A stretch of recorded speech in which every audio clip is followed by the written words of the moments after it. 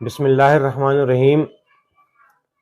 मेरे अज़ीज़ हमवतनों, मेरे साथियों, मेरे दोस्तों, मुअज़्ज़ज़ ख़वातीन और इस इंटरनेट के लाइव टेलीकास्ट से जुड़े हुए तमाम सामीन व नाज़रीन, अस्सलाम वालेकुम रहमतुल्लाह। मैं आज इस लाइव सेशन में इसलिए आया हूँ कि कल हमारी टंडोले में सभा थी और टंडोले की सभा की परमिशन हमारी कैंसिल कर दी गई और उसके कैंसिल करने की वजह हमें ये बताई गई कि एक ही वक्त में 2 लोगों की परमिशन हो गई और यहाँ पे जो हमारे एक महनाज जहाँ खड़ी उन्होंने भी परमिशन ले ली उसी जगह की उसी वक्त की और हमें भी परमिशन दे दी गई। लेकिन बाद में हमें मालूम हुआ कि ये सब हमारे साथ में फ्रॉड किया गया है, झूठ बोला गया है। हमारी चूँकि वहाँ पर टंडोले में अच्छी खासी पकड़ है, काफ़ी पकड़ है और वहाँ के लोग हमें बहुत पसंद करते हैं। तो वहाँ पे हमारे असर को ख़त्म करने के लिए, वहाँ के लोगों को बहकाने के लिए, वहाँ के लोगों को ये बताने के लिए कि आपकी कोई अहमियत नहीं है और शहाबुद्दीन इधर आता भी नहीं मिलने के लिए, उसने यहाँ की सभा भी कैंसिल कर दी। हमारे साथ ही साजिश की गई और एडमिनिस्ट्रेशन को धोखा दिया गया। भला ये कैसे मुमकिन है कि एक ही जगह पर एक एडमिनिस्ट्रेशन एक ही जगह पर एक ही वक्त में 2 आदमियों को, 2 पार्टीज़ को एक उसकी परमिशन दे दे? ऐसा मुमकिन कैसे हो सकता है? लेकिन हमें बताया गया कि परमिशन एक ही वक्त की, एक ही जगह की 2 पार्टीज़ को दे दी गई है और हमने कहा हमें परमिशन की कॉपी दे दी जाए ताकि हमें पता चले। उसूल ये है कि अगर किसी ने परमिशन पहले ली है और किसी ने बाद में ली है, तो यकीनन बाद में ले जाने वाली परमिशन कैंसल होनी चाहिए और जो पहले ले जाने वाली परमिशन है वो अपनी जगह पर बाकी रहनी चाहिए। लेकिन हुआ उसके उलट, उन्होंने कहा कि जो बाद वाली परमिशन है और जो पहले वाली परमिशन है, दोनों पार्टियाँ आपस में टकरा जाएँगी, लिहाज़ा दोनों की परमिशन कैंसल कर देनी चाहिए। अब मैंने बहुत बार-बार परमिशन की कॉपी माँगी कि हमारी परमिशन की कॉपी तो हमने नेट के ऊपर डाली है, लेकिन जो दूसरी पार्टी है, उन्होंने अपनी परमिशन की कब ली है, किस तारीख़ को ली है, किस वक़्त ली है, उनकी परमिशन भी हमें दिखाई जाए, लेकिन वो हमें परमिशन नहीं दिखाई गई। इसके और फिर हमें बाद में मालूम हुआ कि ऐसी कोई परमिशन थी ही नहीं, ये सिर्फ़ एक बहानेबाज़ी करके हमारी परमिशन को कैंसल किया गया। ये वो लोग हैं जो मेरे यहाँ पे जनसभाओं के साथ में लोगों के जुड़ने से खौफ़ज़दा हो गए हैं और वो चाहते हैं कि किसी न किसी तरीके से मेरी जनसभाएँ ख़त्म हो जाएँ, रुक जाएँ और मैं लोगों के संपर्क में, लोगों के राब्ते में ना आ सकूँ।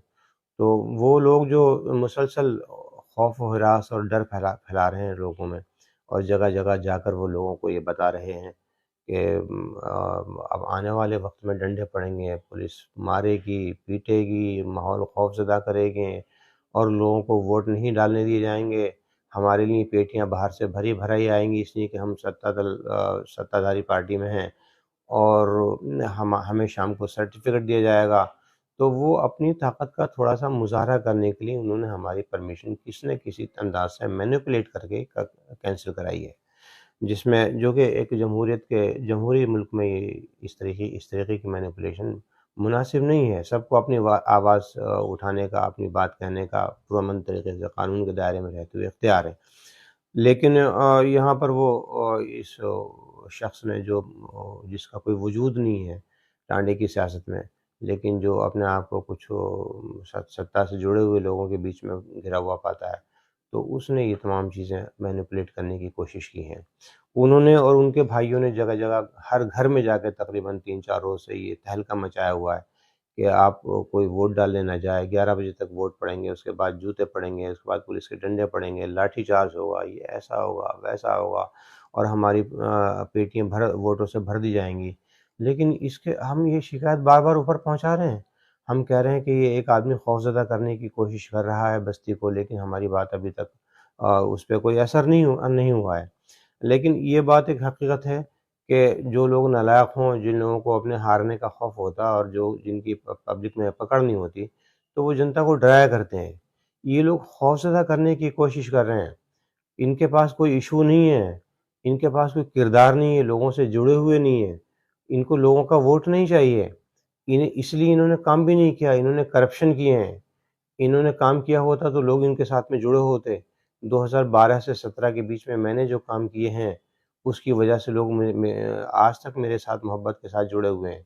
लेकिन इन लोगों ने जो काम किए हैं, लोगों को धक्के मारे हैं नगर पालिका से, इन्होंने गालियाँ दी हैं नगर पालिका में बैठ के लोगों को, इन्होंने माँ-बहन की गालियाँ उन लोगों को बकी हैं जो वहाँ पर अपने काम के लिए आते थे, उन गरीब लोगों को बकी हैं जो अपनी गली में बल्ब के लिए, रोशनी के लिए, सड़कों के लिए या पीने के पानी के लिए वहाँ पर आया करते थे। उन बेवाओं को इन्होंने गालियाँ बकी हैं जो पेंशन के लिए वहाँ पे आया करती थी।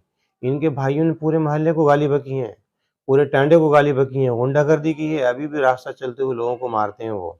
अभी भी हर घर में जाकर वो कह रहे हैं कि ये तुम आपके साथ में अच्छा सलूक नहीं होगा अगर आप वोट नहीं देंगे मुझे तो। ये ऐसे लोग हैं जिन्होंने लोगों को खौफ़ज़दा करने की कोशिश की है हर मामले में। उन्होंने 5 साल तक नगर पालिका में बैठ के भी लोगों को खौफ़ज़दा किया है और अब जबकि इलेक्शन में लोगों के सामने जाना चाहिए था, लोगों से अपनी गलती की माफ़ी माँगनी चाहिए थी, उनको रियलाइज़ करना चाहिए था, उनको मान लेनी चाहिए थी ये बात कि उनसे गलती हुई है। इस वक़्त भी वो दौलत और सत्ता के नशे में चूर हो गए, ये लोगों को धमकियाँ दे रहे हैं कि अगर हमें वोट नहीं दिया, तो आपके साथ में ये बुरा होगा, उसको जेल भेजेंगे, उसको ये कर देंगे, उसको वो कर देंगे। वो साफ-साफ ये बात कहते फिर रहे हैं कि ऐसा होगा, वैसा होगा, हम बुलडोज़र चला देंगे मकानों के ऊपर अगर जिसने वोट नहीं दिए होंगे। क्या जमहूरियत में ऐसा मुमकिन है? ऐसा मुमकिन नहीं है। ये लोग हर आदमी को इख्तियार है कि वो किसी को वोट दे, किसी को वोट ना दे, किसी को चुने, किसी को ना चुने। लेकिन ये इख्तियार किसी को नहीं है कि वो वोट ना देने वाले को जेल भेजे। हमारी एडमिनिस्ट्रेशन में, प्रशासन में आला अफ़सरान से वो जो ऊँचे अधिकारी हैं उनसे बात हुई। उनसे हमने पूछा कि क्या कोई ऐसी पॉलिसी है कि इस तरीके का किया जाएगा? तो उन्होंने साफ मना किया कि ऐसा कुछ नहीं है, अगर कोई आदमी इस तरीके से लोगों को धमकाता है, तो उसकी आप वीडियो बनाइए, उसकी शिकायत कीजिए। वीडियो को एसपी साहब को भेजिए, आईजी साहब को भेजिए, डीआईजी साहब को भेजिए, सीएम को भेजिए। अभी खुद मुख्यमंत्री ने अपनी तरफ से ये 2 दिन पहले उनका अखबार में बयान आया कि कोई भी अगर किसी वोटर को खौफज़दा करने की कोशिश करे या अपने सत्ता में जुड़े सत्ताधारी पार्टी से जुड़े होने का लोगों को नाजायज़ फ़ायदा उठाकर लोगों को धमकाने की कोशिश करे, तो उसको फ़ौरन उसकी शिकायत करें और उसको जेल भिजवाएँ। ये चीफ़ मिनिस्टर के सख्त आदेश हैं इस निकाय चुनाव के लिए। ये उपचुनाव नहीं है, ये लोकसभा का या असेंबली का चुनाव नहीं है। ये चुनाव सिर्फ़ निकाय चुनाव है, ये लोकल चुनाव है, मुकामी लोकल एडमिनिस्ट्रेशन के लिए है। इसका सरकार की पॉलिसी से कोई ताल्लुक नहीं है। लिहाज़ा इसमें सरकार का जो अप्रोच है वो बहुत ही ज़्यादा गैर जानिबदार होने की अप्रोच है। तो आप ये मान के चलिए कि ये जो निकाय चुनाव होंगे, ये गैर जानिबदाराना तौर पे होंगे। अब आप यहाँ पे लोग घबराते हैं कि बड़ी पुलिस फ़ोर्स है, तो पुलिस फ़ोर्स तो इलेक्शन के टाइम पे इसलिए नहीं होती है कि वो लोगों को सताए, बल्कि वो इसलिए होती है कि लोगों की हिफाज़त करे ऐसे गुंडे लोगों से जो लोगों को जो धमकाते हैं पब्लिक को। पहली बात ये बात आपके दिमाग में मैंने इसलिए क्लियर की कि ये लोग सबको झूठ बोलते फिर रहे हैं और एडमिनिस्ट्रेशन को भी वर्गलाने की कोशिश कर रहे हैं और बहुत सारी हरकतें कर रहे हैं। इन्होंने अभी चंद दिन पहले एक कोशिश की कि किसी खातून को लेके गए या आला अफ़सरान के पास में और उनसे कहा कि हम तो चुनाव हार जाएँगे अगर शहाबुद्दीन इसी तरीके से चुनाव लड़ता रहा, तो लिहाज़ा हम इस खातून को लेकर आए हैं, आप इनसे शहाबुद्दीन के ऊपर ये कंप्लेंट करने को तैयार हैं, शहाबुद्दीन के ऊपर एक केस लगवा दें इससे। तो उन्होंने अफ़सरान ने मना किया कि हम ऐसा नहीं कर सकते, जमहूरियत है। इसलिए वो नहीं लगा। नहीं तो ये इतनी निचली हद तक गिरने को तैयार थे कि औरतों से मेरे ऊपर इसलिए केस लगवा रहे थे। तो ये जमहूरियत में कैसे मुमकिन है? ये अगर आपने अच्छा किया होता, आपने अच्छी बातें की होती, लोगों के साथ अच्छा सलूक किया होता, तो आप ये ऐसा ना करते। लोग आपको खुद वोट देते। आपने 5 साल तक मेरे साथ भी, लोगों के साथ भी और मेरे साथ भी बुरा सलूक किया। मुझे आपने यहाँ से टांडे से रहने नहीं दिया। आपने मेरे ऊपर इतने केसेस लगाए कि मुझे रामपुर जाना पड़ा। मेरे साथ की जो टीम के लोग थे उनके ऊपर आपने केसेस लगाए। आपने हमारी जायदादें छीन ली और फिर हमारे खिलाफ हमारे घर पे पुलिस को भेजा और उसके बाद भी अभी भी आप पीछा नहीं छोड़ रहे हैं। अभी भी एक औरत को लेके गए और उससे केस लगवाने की मेरे ऊपर कोशिश की ताकि इस दबाव में आकर मैं इलेक्शन से हट जाऊं और ये इलेक्शन जीत जाएं। ये इन लोगों के रवैये हैं। अगर ये आज मेरे साथ में कर सकते हैं तो ये कल को आपके साथ में भी कर सकते हैं। लिहाजा मेरी आपसे दरख्वास्त है कि आप निडर और बेखौफ होकर इस वक्त वोट डालें। अगर आप इस वक्त डर गए, इस वक्त आपने वोट नहीं डाला, तो आप समझे कि 5 साल तक फिर लगातार आपको डरना पड़ेगा और इन लोगों की गालियाँ और धक्के खाने पड़ेंगे।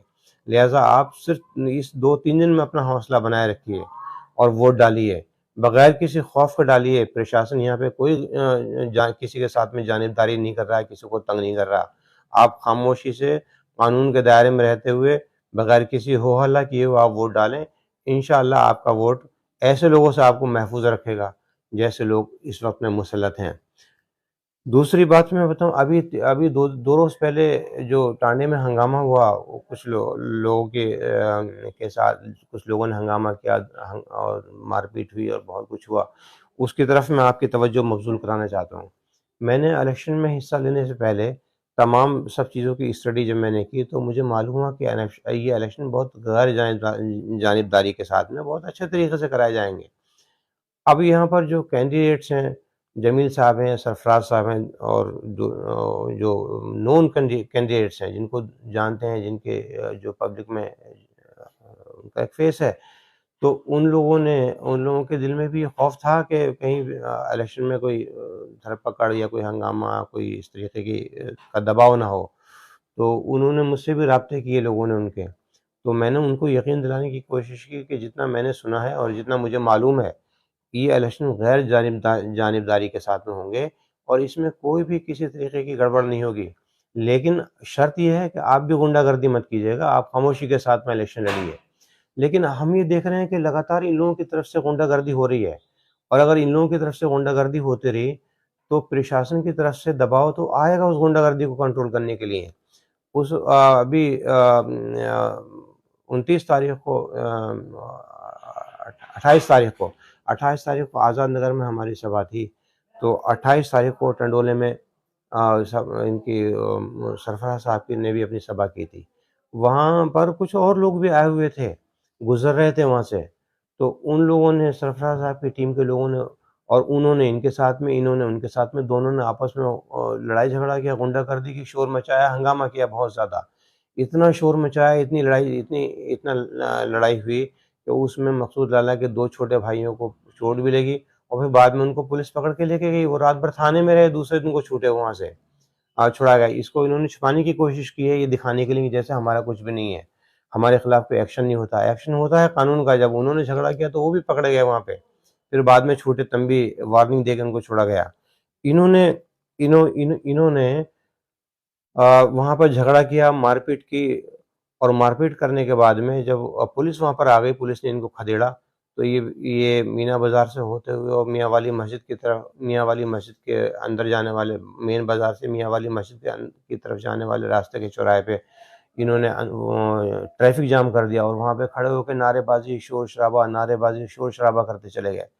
उस ट्रैफिक जाम की वजह से पुलिस आई कि अभी तो आपने अंदर हंगामा किया है, लाठीचार्ज किया, वहाँ से भगाया। इत्तेफाक की बात थी कि उसी वक्त 2-4 मिनट के बाद में हम भी वहीं से, हमारा काफिला भी वहीं आ गया। हमें मालूम भी नहीं था कि यहाँ पे क्या हुआ है, हम भी वहीं से आ गए।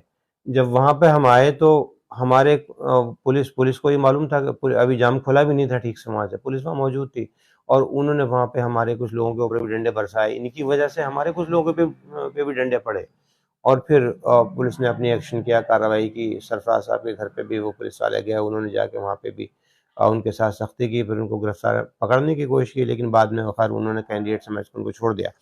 ये क्या आप एग्जाम्पल पेश कर रहे हैं टांडे में? ये कौन सा माहौल बनाना चाह रहे हैं? आपको मालूम नहीं है कि उत्तर प्रदेश का सियासी माहौल, जबकि पूरे उत्तर प्रदेश में निकाय चुनाव हो रहे हैं, एक बहुत गर्म सियासी गर्मी बहुत है, सियासी पारा चढ़ा हुआ है लोगों का, और एडमिनिस्ट्रेशन बहुत ही तनाव में है इस वक्त में। और आपने ऐसे वक्त में ये सब कुछ जानते हुए भी, तमाम माहौल जानते हुए भी, अपनी गुंडागर्दी पे कंट्रोल नहीं किया। ये वो इन्हीं लोगों ने, जब मोहल्ला नीम में 27 तारीख को हमारी सभा हो रही थी, तो एक पूरी टोली भेज दी वहाँ ढोल बजाने वालों की, ताकि हमारे ऊपर वो हमारी सभा डिस्टर्ब हो जाए, और पीछे की तरफ से भेजी जहाँ स्टेज लगा हुआ था, ताकि वो ढोल की आवाज़ से मैं डिस्टर्ब हो जाऊँ, बोल ना सकूँ। इन्होंने वहाँ मोहल्ला नज्जूपुरा में जब हमारी सभा थी, तो उस सभा में इन्होंने हमारे ऊपर वो भेज दिया, एक गुंडे को ऊपर स्टेज पे भेज दिया, और उसने जाके वहाँ पे हंगामा करना शुरू किया, बोलने, हमारा माइक छीनने की कोशिश की बोलने के लिए। तो आप मुझे बताएं कि ये सियासत है आपकी? जब आप खुद अपना स्टेज लगाएं, अपने स्टेज से आप किसी के बारे में बोलें, आपको पूरा इख्तियार है, लेकिन दूसरे के स्टेज को आप डिस्टर्ब कर रहे हैं। आप लोगों में जाके गुंडागर्दी कर रहे हैं, शराब पिला पिला के लोगों को भेज रहे हैं। आपकी क्या ईमान है, आपकी क्या गैरत है आपके अंदर, क्या शर्म है आपके अंदर? कौन सा मजहब आप फॉलो कर रहे हैं कि आप शराब पिला पिला के लोगों को भेज रहे हैं वहां पे गुंडागर्दी करने के लिए? और फिर बाद में उसको हमने उसकी कोई शिकायत भी नहीं की, उसके बावजूद हमने बर्दाश्त किया। मैंने अपने लोगों से कहा कुछ बोलने की जरूरत नहीं है, कोई नहीं बोला, किसी ने उनके साथ में बदतमीजी नहीं की, बदकलामी नहीं की, और वो खामोशी के साथ में हमने अपनी सभा जारी रखी। ये क्यों डरते हैं मेरी सभाओं से इतने, क्यों परेशान है मुझे डिस्टर्ब करने के लिए? आज़ाद नगर में हमारी सभा हुई, आज़ाद नगर में इन्होंने एक और को शराब की बोतल पिला के भेज दिया वहां पे, उसने आके वहां पे शोर मचाना शुरू किया। मैंने अपने लोगों से कहा मत बोलो, इससे खामोश रहो। कोई भी उससे नहीं बोला, वो अपना, लेकिन वो मुस्तकिल शोर मचाने की कोशिश करता रहा ताकि डिस्टर्बेंस हो जाए, मैं डिस्टर्ब हो जाऊं ताकि मैं तकरीर न कर सकूं। तो क्यों इतना परेशान होते हैं, क्यों इतना वो है? आज हमारी मक्का मस्जिद पे सभा है, इन लोगों ने मक्का मस्जिद की सभा को कमजोर करने के लिए एक मुशायरा रख दिया, शायरों को बुला लिया। क्यों परेशान है इतना आप? इलेक्शन लड़िए ना आप, मेरी सभाओं, आप भी सभा कीजिए, सभाओं को मेरी आर्गूमेंट्स का, मेरी दलील का, मेरी सवाल का, मेरे एतराज का जवाब दीजिए आप। आज जवाब देने के बजाय लोगों के माइंड को डिस्ट्रैक्ट कर रहे हैं, इधर उधर भटका रहे हैं, कभी ढोल बजा रहे हैं, कभी गुंडागर्दी कर रहे हैं, कभी स्टेज पे चढ़ रहे हैं, कभी मुशायरा कर रहे हैं, कभी मुशायरा कर रहे हैं। ये कोई तरीका नहीं है, ये सही नहीं है जो आप कर रहे हैं। तो एक ये बात मैं यहाँ के सियासी माहौल में समझाने की कोशिश कर रहा था कि आप ये ऐसा काम ना करें जिससे यहाँ का सियासी माहौल डिस्टर्ब हो। बिल्कुल भी ऐसा काम ना करें। लेकिन अगर आप करते रहेंगे तो इसका नुकसान आप हमें नहीं होगा, इसका नुकसान आप सबको होगा, आप सबको इसका नुकसान होगा। दूसरी बात यह है कि हमारे ऊपर ये बराबर लगातार दबाव डालने की कोशिश की जा रही है कि हम, जिस आदमी ने हमारे साथ गद्दारी की, नमक हरामी की, हमने उसको इलेक्शन लड़ाया पूरे दिलो जान से, जिगर से, और उसको हमने बिठाया वहां पे, जिसके ऊपर हमने अपना पैसा खर्च किया, हमने अपना वक्त खर्च किया, मुस्तकबिल अपना दाव पे लगाया, लेकिन हमारी टीम के मशवरे के साथ में हमने उनको इलेक्शन लड़ाया। अब उनकी तरफ से हमें मुख्तलिफ अंदाज में दबाव में लाने की कोशिश की जा रही है, और ये भी हमसे कहा जा रहा है कि आप स्टेज पे कोई भी तकरीर करें, लेकिन इस नमक हराम के खिलाफ ना बोलें। ये कैसे मुमकिन है? जिस आदमी ने 5 साल तक लोगों को डराया धमकाया है, मैं उसके बारे में लोगों को ना बताऊं ना डराऊं, ये कैसे मुमकिन हो सकता है? इसके बारे में सारी दुनिया जानती है, सारा टांडा जानता है कि वो कितना गाली बकने वाला है, कितना बदतमीज है, जिसने एक भी आदमी को वहां पर ठीक से रहने नहीं दिया। आज वो आदमी कह रहा है हमसे कि मेरे खिलाफ मत बोलो। तो ये कोई जमहूरियत है या आपकी खुदाई है कि आपके खिलाफ ना बोले? इतनी औकात आपकी कब से हो गई कि आप लोगों की जबानें बंद कर दें, लोगों के दिमाग को सोचने ना दें, समझने ना दें, उनको आज़ादी के साथ गौर व फिक्र न करने दें? ऐसा कब से मुमकिन है? तो ये मुमकिन ही नहीं है, ऐसा कैसे हो सकता है? दूसरी बात यह है कि पिछले 5 साल में जो वाक़यात हैं उनकी तरफ मैं आपकी तवज्जो मबज़ूल कराना चाहता हूँ। 5 साल में न सिर्फ ये कि लोगों को गाली बकी गई, बदतमीजी की गई, मेरी हैरत की इंतहा नहीं है कि 5 साल में एक झंडा चौक की तरफ जो काम हमने मंजूर कराए थे, मेरे ज़माने के जो मंजूर किए हुए काम थे, वो भी पूरे नहीं बल्कि आधे अधूरे काम हुए हैं। जो सड़कें मुकम्मल बननी थी उस तरफ, वो नहीं बनी। उसके अलावा पूरे टांडे में एक मरम्मत के नाम पे भी एक ईंट नहीं लगी। लेकिन नगर पालिका का बहुत बड़ा बजट उन्होंने सड़कों की मरम्मत के नाम से, नई सड़कों के नाम से गबन कर दिया। ये और बिजली के सामान के नाम पे गबन कर दिया। आज मैंने देखा वहाँ प्रेमनगर नई बस्ती में बहुत सी जगहों पे जब मैं गया, लोगों ने बताया कि उसी 5 साल पुराना बल्ब लटका हुआ है, टूट गया है, फूट गया है, होल्डर लटका हुआ है उसका, लेकिन अभी वही है, उसमें नया बल्ब भी आपने नहीं लगाया। तो आप 5 साल में आपने कुछ कुछ भी नहीं किया वहाँ पे। आपने एक स्टेडियम का अस्तबल बनाया, आपने एक जो सड़कें बनने वाली थी उनको खराब किया आपने। आपने 5 साल में हमने जो कॉलेजेस बनाए थे उनको चालू भी नहीं कराया। और सबसे बड़ी बात है, टांडे के लोगों को जिसकी सबसे ज़्यादा ज़रूरत है, वो यहाँ का स्लॉटर हाउस है। स्लॉटर हाउस के लिए हमने 6 करोड़ 48 लाख रुपए मंजूर कराए, और इसी सरकार में, बीजेपी की सरकार में 2 करोड़ 22 लाख रुपए की पहली किस्त हम लेके आए वहाँ से। पहली किस्त से इसकी बिल्डिंग भी बनी। बिल्डिंग तैयार हो गई, फिर उसके बाद उसके अंदर मशीनें लगने का अमल था और दूसरे काम थे, जिससे जो मुकम्मल होने थे, बाकी किस्तें आनी थी। लेकिन आपने वो किस्तें नहीं लाई, वो पैसे आपने नहीं लाए, और लाने के बजाय आपने उस इमारत को अपने किसी दोस्त को ठेके पे दे दिया कि वो वहां से चमड़े का कारोबार करे। आपने उस इमारत के अंदर प्लास्टर तक नहीं करवाया। आपने ये दावा किया कि ये बन ही नहीं सकता, ये बनाएंगे नहीं, हम नहीं बनेगा ये। लेकिन अगर आप इतने नाअहल थे कि आपको ये पता था कि आप एक इमारत को, जो बनी बनाई इमारत है, उसको आप चालू भी नहीं करा सकते हैं, तो फिर आपको ज़रूरत क्या थी उस नगर पालिका की कुर्सी को मुझसे छीनने की? लेकिन आपने छीनी और स्लॉटर हाउस को चालू नहीं कराया, और स्लॉटर हाउस के अंदर आपने कुत्तों की नसबंदी का सेंटर बना दिया कि रोज़ाना कुत्ते पकड़े जाते थे और उनकी वहाँ पे नसबंदी हुआ करती थी। तो आपने स्लॉटर हाउस में जो उसका काम था वो करने के बजाय वहाँ पे कुत्तों की नसबंदी का सेंटर बनाया। पुराना स्लॉटर हाउस जो कि निष्क्रिय पड़ा हुआ था, जिसमें कोई सुप्रीम कोर्ट के आदेश के बाद जिसमें कार्रवाई रुक गई थी, ज़िबा नहीं किया जाता था जानवरों को, उस स्लॉटर हाउस के अंदर आपने गौशाला बना दी। गौशाला बना दी। वहाँ पर जो कुछ बिल्डिंग बननी थी, आपने वो बिल्डिंग भी तामीर नहीं की, गौशाला भी का बोर्ड लगा दिया आपने उसके अंदर। उस गौशाला के लिए आपने एक किसी को ला के रखा, गायों की देखभाल करने के लिए। फिर गाय भी वहाँ पे, गौशाला भी नहीं बनी, उस गौशाला के नाम पे भी आपने पैसे निकाल के खा लिए। एक भी गाय को वहाँ पे रखा नहीं गया। पता नहीं आपने कितने कितने कितने सारे फंड्स गड़बड़ कर दिए। स्टेडियम बनाया आपने, स्टेडियम हमने 7 करोड़ 80 लाख रुपए से मंजूर कराया था। उस स्टेडियम में आपने 2 करोड़ रुपए भी नहीं लगाए, और उस स्टेडियम को आपने घोड़े का अस्तबल बना दिया। इसी तरीके से यहाँ पर जो भी पानी की टंकी हमने 3-3 बनवाई, और पानी की टंकियों के साथ पानी की लाइनें भी हमने बिछवाई वहाँ पे। लेकिन आपने पानी की लाइनें भी नहीं, वो पानी की टंकी भी चालू नहीं कराई, इसी तरीके से पानी की टंकी खड़ी हुई है। तो आप 5 साल से कर क्या रहे हैं? आपने ईंटें भी किसी सड़क पे ईंट नहीं लगाई, किसी सड़क की मरम्मत नहीं की, नालियाँ ऐसी गंदे पानी से भरी हुई हैं, सड़कों पे पानी खड़ा हुआ है उनका, और बरसात का पानी भी नहीं निकल रहा, जो कि हमारे ज़माने में निकलता था, रुकता नहीं था। आज बरसात का पानी, ज़रा सी बारिश हो गई रात तो पानी खड़ा हुआ है, मच्छर पैदा हो रहे हैं। जिन लोगों ने नई आबादी में मकान बनाए हैं, जब वो सड़क के लिए आपके पास गए तो आपने मना कर दिया कि यहाँ सड़क नहीं बनेगी, आप कोई वीआईपी आदमी नहीं है जो आपके लिए सड़क बनाई जाए। पब्लिक जिसने आपको वोट दिया है, आपने उन्हीं को वहां से निकाल के भगा दिया। ये तो फिर आपने क्या किया? पैसे लगाए कहाँ आपने? उसी की इंक्वायरी जो यूपी सरकार की तरफ से चल रही है, उस इंक्वायरी के नतीजे में ये पाया गया कि आपने गबन किया है, तो आपके खिलाफ एफआईआर के आदेश हुए, और फिर 62 लाख रुपए की पहली रिकवरी है, उसके बाद और दूसरी रिकवरी भी होंगी।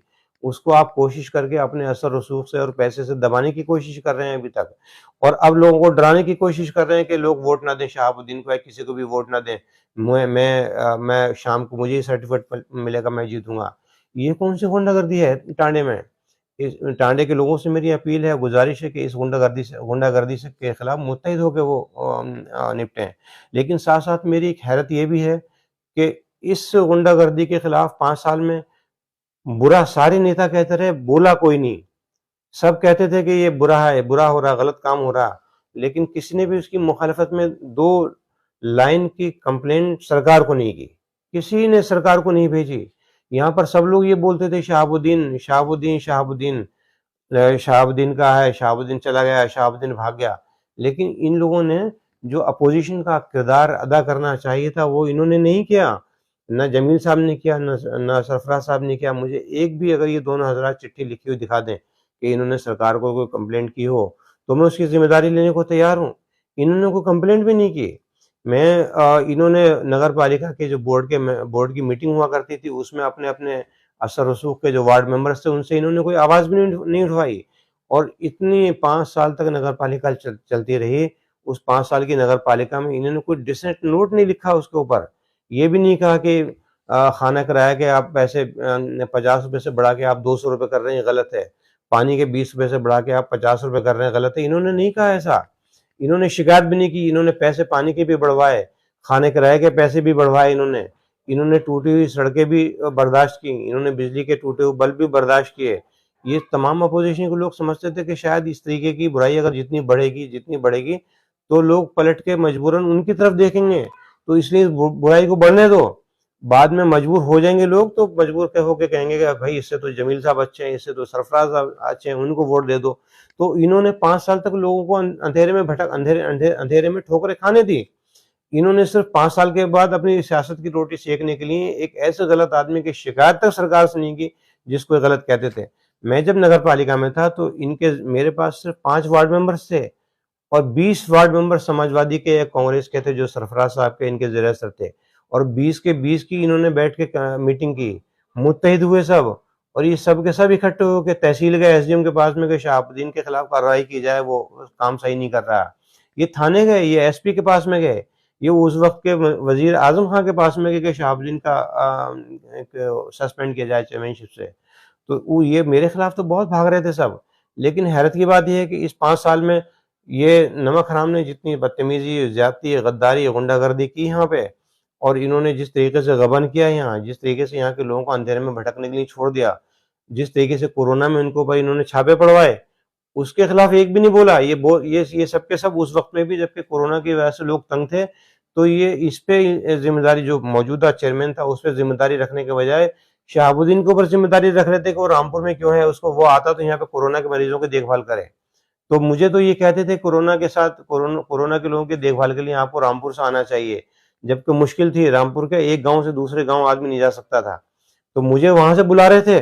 लेकिन जो यहाँ सरकार में बैठा हुआ था मकसूद और महनाज जहां, उसके खिलाफ इन्होंने एक लफ्ज ना तो लोगों से कहा, ना इन्होंने सरकार में कोई एप्लीकेशन दी कि ये आदमी गलती कर रहा है, इसको किया जाए, ये इसके खिलाफ कार्रवाई की जाए, कोई इन्होंने नहीं की। आज भी जो कार्रवाई है, जो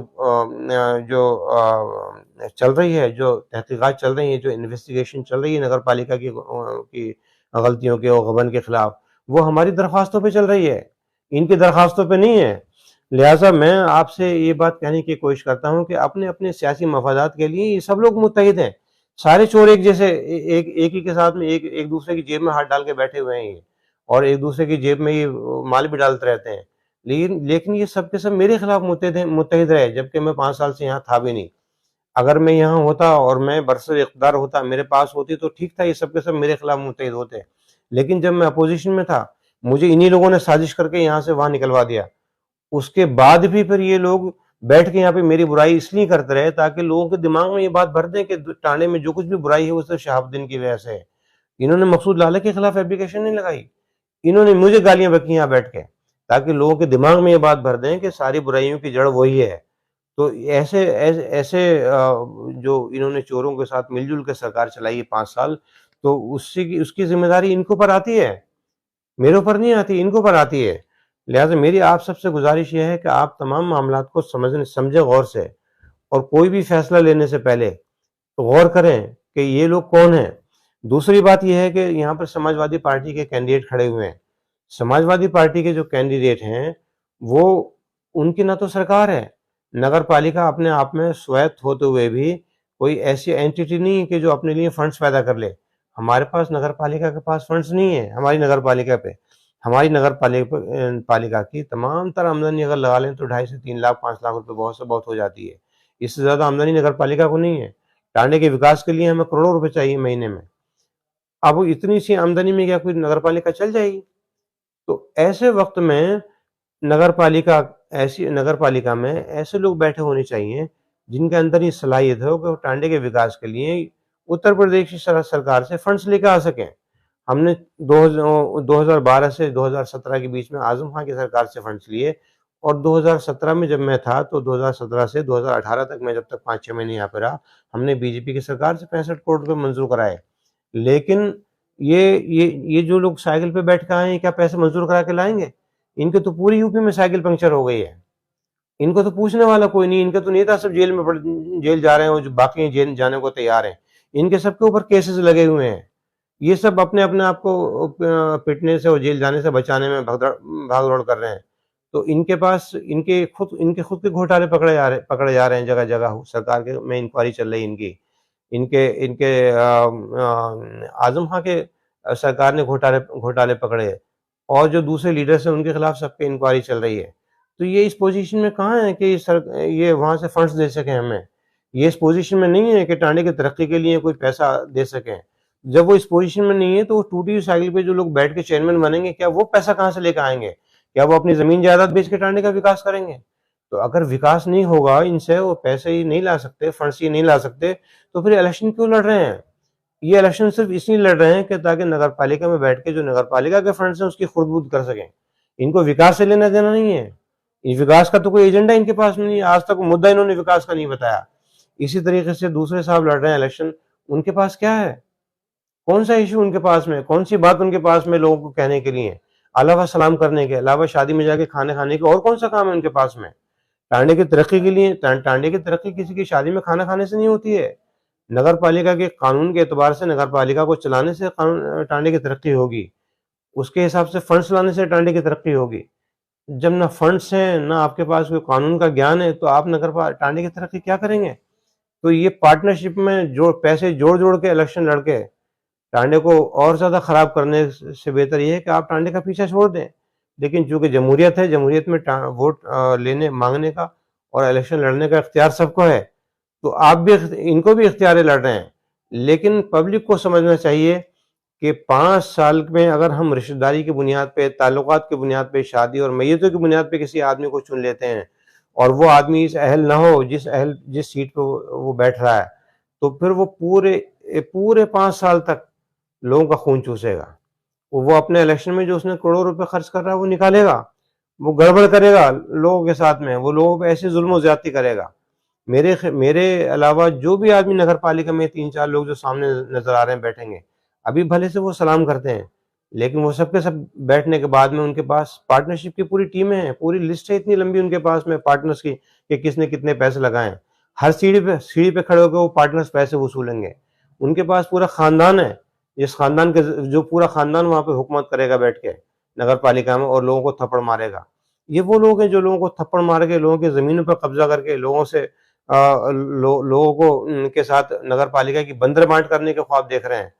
तो मेरी आपसे गुजारिश ये है कि आप सिर्फ इस बुनियाद पे कि वो एक आदमी शादी में आ गया था आपके यहाँ पे खाना खा के चला गया, या सिर्फ इस बुनियाद पे कि वो आपका रिश्तेदार है, या सिर्फ इस बुनियाद पे कि वो आपका दोस्त है, या सिर्फ इस बुनियाद पे कि वो रोजाना आपसे मिल लेता है, आप क्या उनको वोट दे देंगे 5 साल तक गाली खाने के लिए?